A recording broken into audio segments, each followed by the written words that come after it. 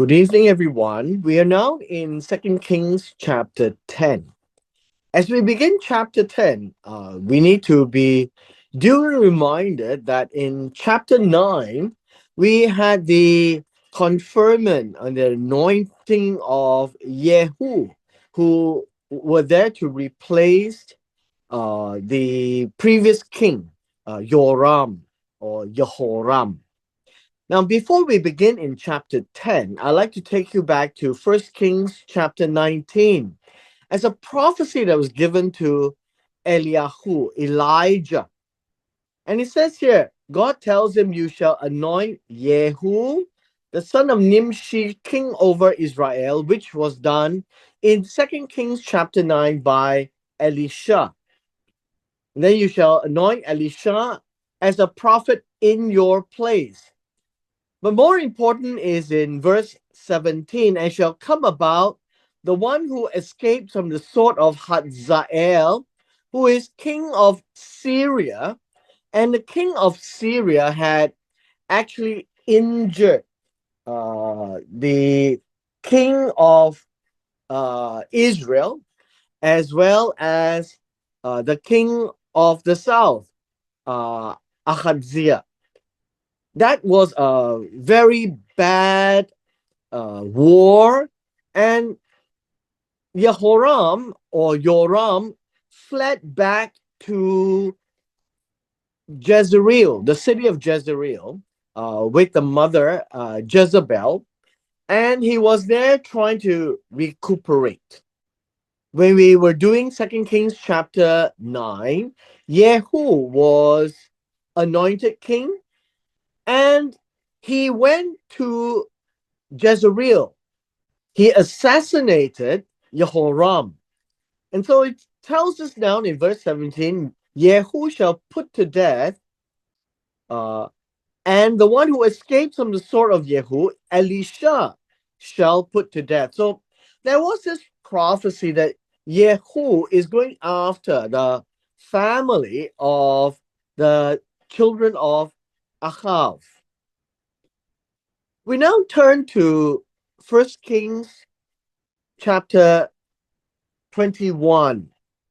In First Kings chapter 21, we read in verse 21 and 22. It says, "Behold, I, God, am bringing an evil thing, a disaster upon you, Ahav, and I will utterly sweep you away and will eliminate from Ahav every male, both bond and free in Israel."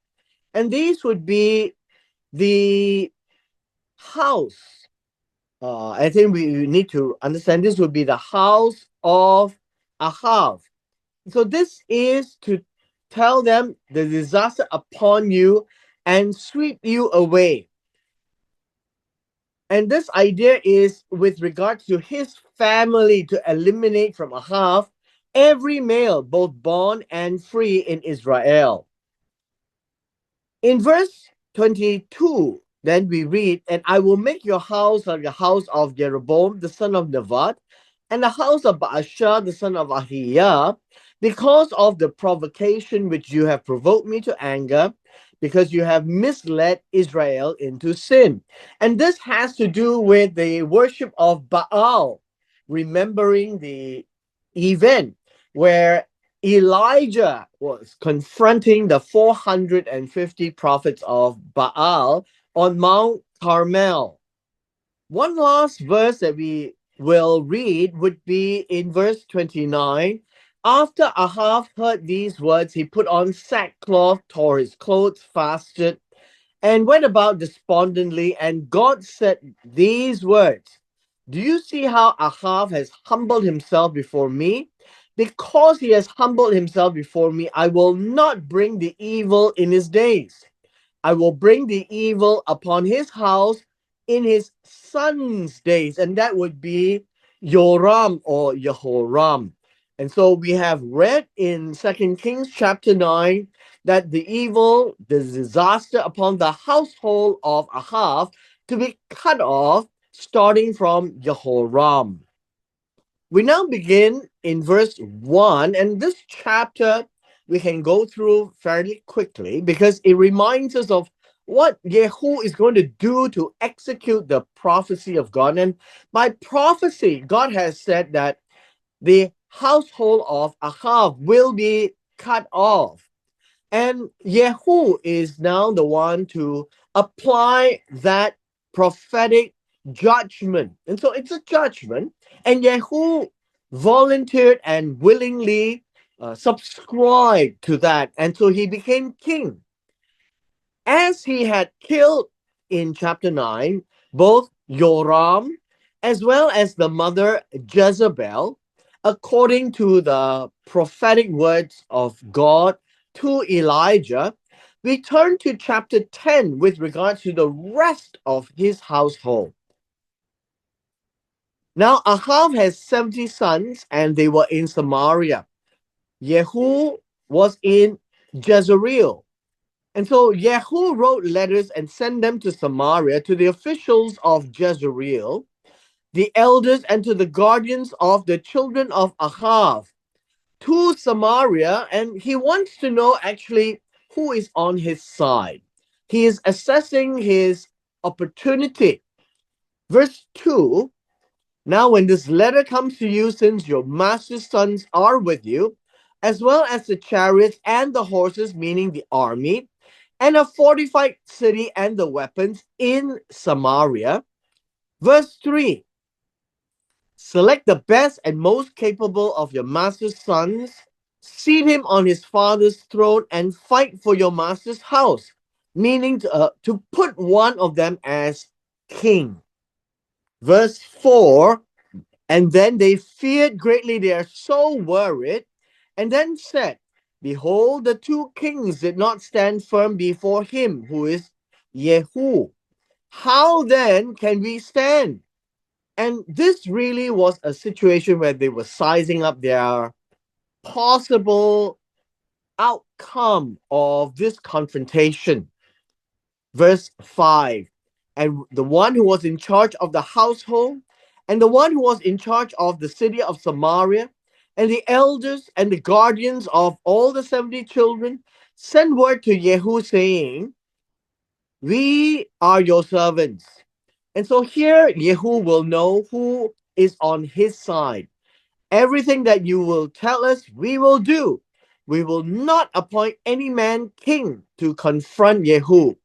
Do what is good in your sight. And from here we can tell that Jehu has already gained the trust and the favor of all the household, guardian, and city of Samaria. Verse 6, and then, meaning after hearing from these people, Jehu wrote a letter for a second time, meaning a second letter, saying, if you are on my side, and it's a big if there, and will listen to my voice, then I ask you to do this. Take, and this literally means to take the heads of the men, your master's sons, and then come meet me in Jezreel about this time tomorrow. They have one day to do this, and the job was to execute all the children of Ahav. And now the king's sons, 70 men, were with the great people of the city who were raising them. Samaria is the capital of Israel. And then the letter came to them. They took the king's sons, not talking about the daughters, because the punishment was on the sons. The sons would be the ones who would be able to become king. And this word here, slaughtered. This is not the word for an offering. This word slaughtered means to strike them, to kill them, right? To strike, to kill. All 70 of them. And then we read that they actually and then put their heads in baskets. Now, this word is not baskets. This word is better read as cauldrons, meaning in pots. And then after they did this, they sent to him at Jezreel, is the city where Jehu was. When the messengers came in and informed him, saying, "They have brought the heads of the king's sons," he said, "Put them in two heaps at the entrance of the gate until morning." Verse 9. And then in the morning he went out and then stood there. And then he said to all the people, "You are innocent. You are innocent." Now, this idea, "you are innocent," means you are just, you are lawful, meaning you are blameless. I think that would be another way of looking at it. You are just. You are lawful.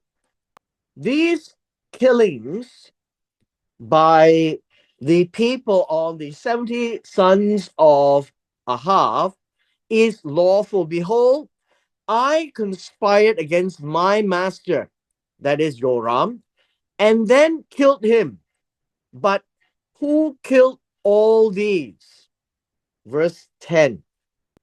Know then that nothing of the word of the Lord, which the Lord spoke concerning the house of Ahav, shall fall to the earth, fall to the ground. For the Lord has done what he spoke through his servant Elijah.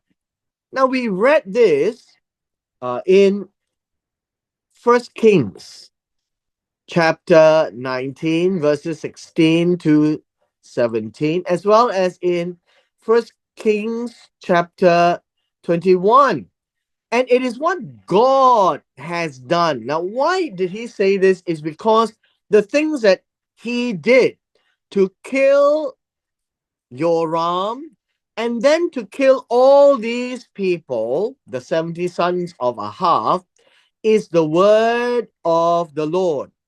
And God had spoken, and his word shall not fall to the earth. Now, this is an expression. This means shall not be futile, shall not be empty, shall not be worthless. So if it falls into the ground, it's of no use. Verse 11. And so Jehu killed all who remained in the house of Ahav in Jezreel, and all his great men, his acquaintances, his priests, until he left him without a survivor. Remember, these are all the free and born men in the house of Ahav. All the men. Verse 12. And then he arose and then he went to Samaria. That would be the capital of the northern kingdom. And on the way, while he was at Beth Eket Haroim, the Beth Eket, a meeting place of the shepherds. I think we can call it this way. This is the meeting place of the shepherds where they were grazing their flock. Verse 13. Jehu encountered the relatives of Ahaziah, king of Judah. Remember, Ahaziah, the king of Judah, had a mother who was a daughter of Ahav and Jezreel. And he was a son of the house of Ahav. And that would be also regarded as a family of Ahav. And he said, "Who are you?" And they answered, "Relatives of Ahaziah, the king of Judah, and we have come down to greet the sons of the king and the queen, sons of the queen mother." Remember, the queen mother is the daughter of Ahav, and Ahaziah would be the son, also in a way related. And then he said, "Take them alive." And so they took them alive And in verse 14, it says that they killed them in the pit of Beth Eked, 42 of them, men, and he left none of them. And that is still continuing on the men of the house of Ahav in Israel. Verse 15. Now he is still on the way to Samaria, and when he had gone from there, he found Jehonadab, the son of Rekav, to meet him. And then he greeted him and said to him, "Is your heart right?" Now, this idea of "is your heart right?" and this word right is Yashav. And we need to deal with this. Is your heart right, just as my heart is with your heart? And Jehonadab answered, "It is." And Jehu said, "If it is, give me your hand." And he gave him his hand and he pulled him up to the chariot. This means that they are in good terms. This means that they are sharing the same heart. And so let me explain this. First of all, is your heart right, which is Yashav. And by heart, it would be your mind and it will be your will. This is not a modern day expression of the Western thinking of the heart, of a feeling. It is about the mind. What you want to do is my mind, your mind. Are we having the meeting of minds? The meeting of minds would be the decisions that one makes. Are we of the same heart? If it is, give me your hand. And so he said it is. And Yashav means what is straight, what is right. And this is seen from the eyes of God, because Yehu is dealing with God's instructions. We continue in verse 16, and then he said, "Come with me and see my zeal." Now, what do you mean? Come with me and see my zeal for the Lord. Yehu is, this is Yehu speaking, or spelled with a J. He says, "See my zeal." This idea of zeal is kana, my jealousy for Jehovah. What does it mean? Yehu is very protective of God. And his words with regards to Ahav and his sons, he will make sure that it is done. That's what it means. That he is Kana for the Lord. And so when God is jealous of his people, God will protect his people and do what he needs to do to ensure their safety. And so when Yehu is jealous for the Lord, he is protective of God's prophetic judgment upon the house of Ahav. And so now with Jehonadab, he gave him a ride in his chariot. And then he came to Samaria, and then he killed all those who remained to Ahav in Samaria, all the men, free and bond, until he had eliminated them. Now, this word eliminated them is to destroy them, cause them to be exterminated. So, cause to be exterminated. Now, we may not appreciate all these things, but this is what happened in those days. And when God says all your sons will be destroyed, that is what Jehu is doing in accordance with the word of God, which he spoke to Elijah. This would be 1 Kings chapter 19, 1 Kings chapter 21, verse 18. Now we come to the next point, is that Jehu would be destroying those who follow in the house of Ahab, which is the worship of the Baal. And in verse 18, it says, and then Jehu gathered all the people and then said to them, Ahab served Baal a little, Jehu will serve him much. Now, what does this mean? This is what we call a misdirection. We do not call this a lie because it is to protect the people of God. And it's to protect the people of God, in this case, from the people who worship Baal.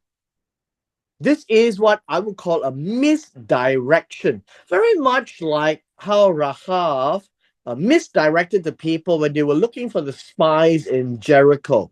When Abraham told Pharaoh that Sarah is my sister, just like Isaac told the king Abimelech that Rebecca was his sister. And now all of these is what we would call a misdirection because it is to protect the life of the people of God. Now, very interesting that we find that all these people is now a test. How do you find all these people who serve Baal? So he is trying to set up a major event for everyone who serves Baal to come together, every one of them. Verse 19. Verse 19 says this, now summon to me all the prophets of Baal, all his worshippers. Now, all his worshippers means all of them who would serve the Baal and all his priests. So we have three groups of people here. The three groups of people are the prophets, the worshippers, meaning people who serve Baal, and all his priests. So 1, 2, and 3. And Jehu said this, let no one go missing. So all means all in this case, because I have a great sacrifice for Baal. Whoever is missing shall not live. So he used his kingly power to decree all must come. Now we read here, but Jehu did it in deception. Now, this idea of deception, this word is okba, okba. So let me just show you this word. This word is okba. Okba means to be crafty. It means to use trickery.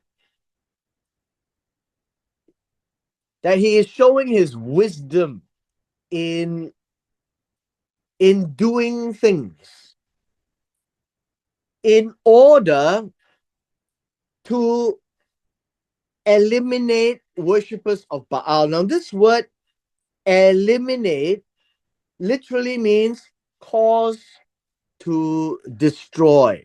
This is cause to destroy. All of them. That is why I'm saying and suggesting that this idea of Okva is crafty, trickery, wisdom. It is a misdirection. It is not a lie. It's not shaker, to deceive. And so in Hebrew, there are many words that in our modern day, we might think of it only as one, that's lying. But that is not the case in the Hebrew language. We read now, Yehu said, proclaim a holy assembly for Baal. And so they proclaimed it. The idea of proclaim means they are calling out to everyone to come together, to assemble, to gather together in this holy event, or you can call it a special event. It says here, uh, holy, and I have to explain this one more time. This is the word holy, and this is Kadash, right? Kadash. Why is this Kadash? Why is the assembly to Baal holy? Well, think of it this way: holy has no moral value. Holy literally means special, unique. That's all it means. So when it applies to God, it means that that is a very special day. And that's from God's perspective. When it's to Baal, it is a holy gathering, a special gathering, not like how they have been doing. This is a one off, a particular unique event that has no other in comparison. And that's why this word holy is used. And so don't think of holy as sinless. It has no moral value to the word. It literally means it's just a unique, special, different event. Verse 21. And then Jehu sent word throughout Israel, everyone in the land, and then all the those who serve Baal. Whenever you see this word worshippers, it is those who serve Baal. Came so that there was not a person left who did not come. Now, I think it needs for us to be clear. When the Bible talks about all, it is generally understanding most. It does not necessarily mean every single one. But in this context, all has a context that there was not a person left who did not come. And in this particular case, all means all, 100%. If it is not qualified, it generally means most people. I think that is something that we need to understand, right? And then when they entered the house of Baal, uh, the house of Baal is the Beit HaBaal. The house of Baal was filled from one end to the other. And so you can say that in the imagery, let's say this is the house of Baal, and let's say there is an altar on one side, the whole place was filled with people all over. That is what it means. And then he said to the one who was in charge of the wardrobe, bring out the garments for all the worshippers of Baal, those who serve Baal. And so he brought out the garments for them. And so now we have unique clothes to identify all of those who are involved in Baal worship. Verse 23. And then Jehu entered the house of Baal with Jehonadab, the son of Rechab, and he said to the servers, those who serve Baal, says this, search carefully and see to it that is here with you none of the servants of Jehovah. This would be Jehovah. But only those who serve Baal. And so this is the idea. None of the servants, in verse 23, none of those who serve Jehovah, only those who serve Baal. So this is all about serving. Serve means to listen and to do what they are told. What Jehu did was to make sure that there are no innocent people in this entire escapade. And then they entered, and then they made sacrifices and burnt offerings. Now, this word sacrifice and burnt offerings, they are also normal words. Sacrifice, they actually uh, kill an animal, right? They slaughter animals. And they also burn offerings, means they set on fire. This reminds us very much of Leviticus chapters 1 to 4. And so these are generic words. You cannot take a generic word and say it is exclusive to Israel. It's not. In the Eastern culture, people actually slaughter things for their gods. They will also burn the animals, and we call it burnt offering, the olah, to their gods. And so in this case, that's what they did for Baal. Now, Jehu had stationed himself with 80 men outside, and then he said, as a warning, the one who allows any of the men whom I bring into your hands to escape shall give up his life in exchange. What does this mean? This is a warning to these 80 men that their job is not to let anyone escape. Verse 25, and then it came about, as soon as he had finished offering the burnt offering.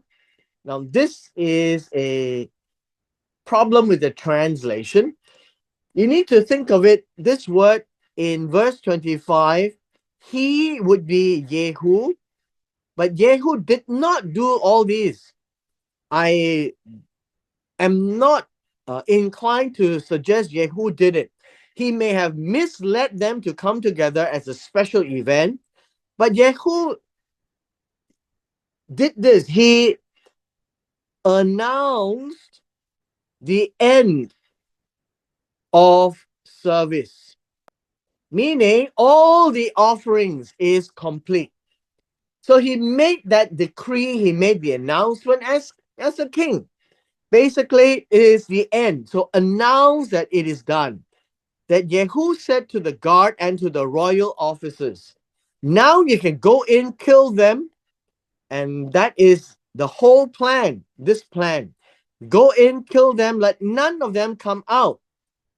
And so they killed them with the edge of the sword. The guard and the royal officers threw them out and went into the sanctuary of the house of Baal. Verse 26.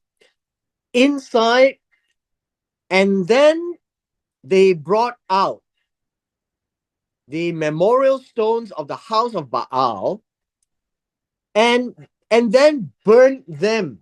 Now, this idea of burning all these basically means that the house of Baal, which is the temple of Baal, and everything inside was destroyed.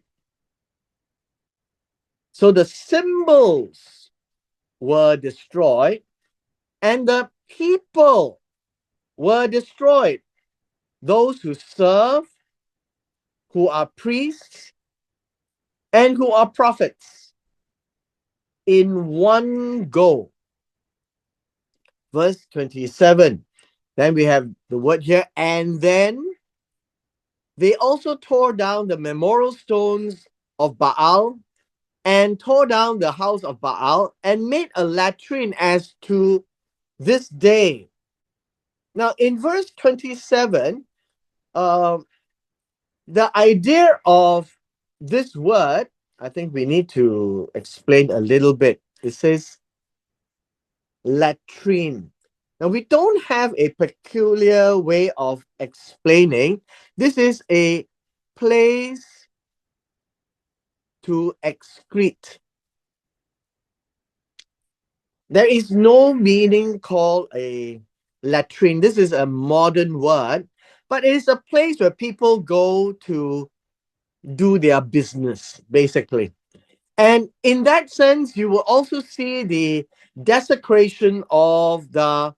That Baal is completely of no use to the people and to the land. And so in verse 28, and then Yehu destroyed Baal from Israel. And this word here is destroy, cause to exterminate. Now, this word exterminate is a very key word, means anything to do with Baal, anything to do with Baal is gone.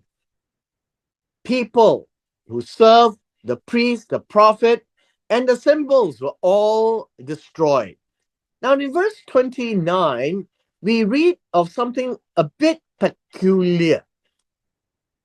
In verse 29, it says, only for the sins of Jeroboam, the son of Nevat, into which he misled Israel, from these Yehu did not desist. Desist means turn aside. Turn aside. What is this? These are the golden calves that were at Bethel and at Dan. This is what Jeroboam did in the early days of the kingdom. That he didn't want the people to go to Jerusalem for the sacrifices and for the holy days to keep the appointment with God. And he made two calves, two golden calves, one at Bethel and one at Dan, and told them, no need to go to Jerusalem, just go to these places, and there will be priests there to help you, and you can do whatever you need to do, as if you have done it in Jerusalem. And so he used this with the intent of keeping the people from going to Jerusalem. And we see this quite uniquely, that this is not as severe as Baal. Now, that is something which we will need to discuss in a later day, but basically to show us that God was happy that he did this. God wasn't happy he did not clean everything up. And that was all that God said. Verse 30. Now in verse 30, yet the Lord said to Yehu, Jehovah said to Yehu, just understand this. Remember, he destroyed all of Baal, completely eradicated, but he left what Jeroboam did, the two golden calves, one at Bethel and one at Dan, to prevent the people from going down to Jerusalem. And so God made this comment, because you have done well in performing what is right in my eyes, have done to the house of Ahab in accordance to everything that was in my heart. Your sons to the fourth generation shall sit on the throne of Israel. Now, this one I have to explain a little bit. One, he says, you have done good. You have done good. And you have done what is yashar, what is straight in my eyes. That's the same thing that he said to his friend who came to see him, Rekav, right? Rekav. He said, are you right? Are our hearts right? And God says, yes, you are right in my eyes. God looks at him and he is pleased. You have done good. in accordance to everything that was in my heart. God's heart means God's will, God's decision that he had made. And so in return, God blessed him that the throne will be reserved for him to the fourth generation. And so we find that one, Yehu was there, and we have the next generation, Yehoahaz. The second generation, Yehoash. The third of the generation, Jeroboam. And we call him Jeroboam the second, just to differentiate from the first. And the fourth, very short period of time, and that would be Zachariah. And so these are the four generations that God says, because Yehu, you have done what is right, what is straight, and you have followed according to what I have said. So what it means is this: God has said this, and Yehu has done exactly this. He did not turn to the left, he did not turn to the right. He walked straight. That is what it means. That you have done what is straight in my eyes. And that is good. That is what God means. That is good. Verse 31. But Yehu was not careful to walk in the law of God. Now, this is what it means. He was not Shama. Shama means to be guarded. He didn't guard himself to do the Torah of God, the God of Israel, with all his heart. Now, all the kings are supposed to do that. But what does this mean? With all his heart means he didn't do it with his full mind. There were things that he didn't do. What were the things he didn't do? He did not desist from the sins of Jeroboam, into which he misled Israel. Again, this word desist. Desist means to turn aside. And in which he misled Israel. This word misled is chata. Got them to be in error. But this word in error means to sin. Khatat, to miss what God had said. Because God had said, all must go to Jerusalem, to the place where I've appointed 3 times in the year. And you make your offerings and sacrifices there in the temple. But he misled and said, it's okay, no need to go to Jerusalem. You could go to Bethel or Dan, and that's where Elohim would be as well. And you can do whatever you need to do there. Because of that, there is a punishment.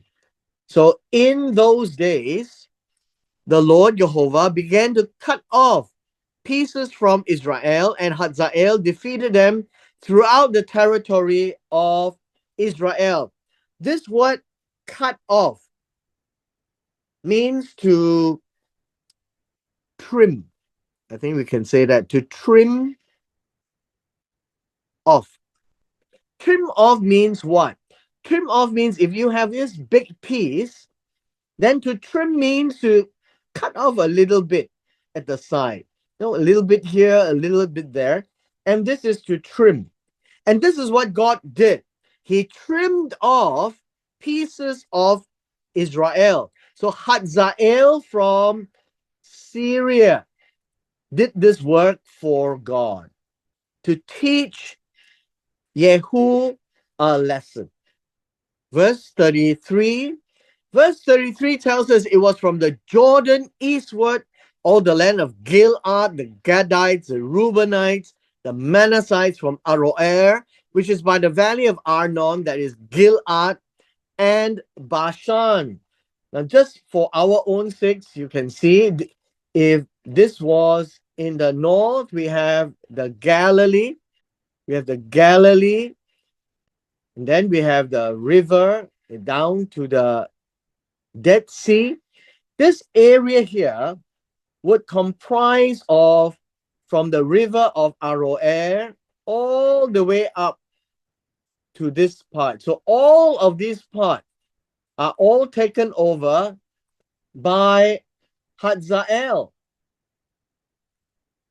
So Hazael took the place of Bashan. And then we have the Manasseh. And then we have the area of Gad. We have Reuven. All the land east of Jordan was taken up by Hazael. Our last three verses is for the rest of the acts of Jehu and everything that he did and all his might, means things that he accumulated, he did with his strength. Are they not written in the book of the Chronicles of the Kings of Israel in Second Chronicles?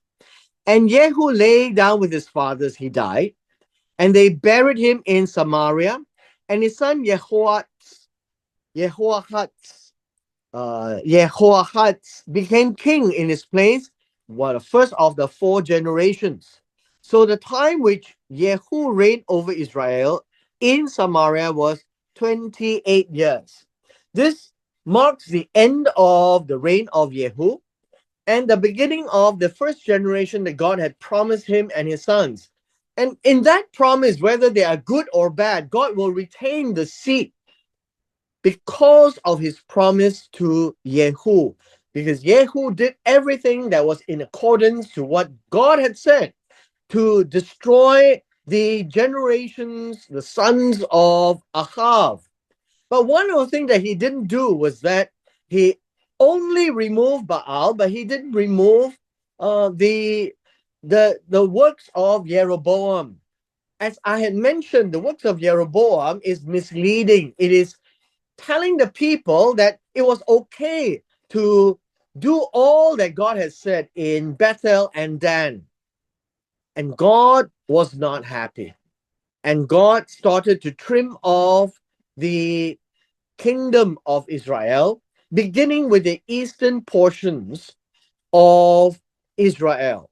Now, when this eastern portion of Israel here in the eastern side of the River Jordan, that was really initially designed to be the protection of Israel.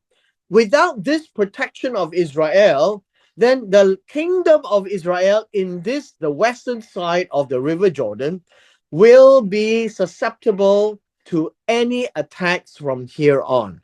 And with this, we come to the end of our session today.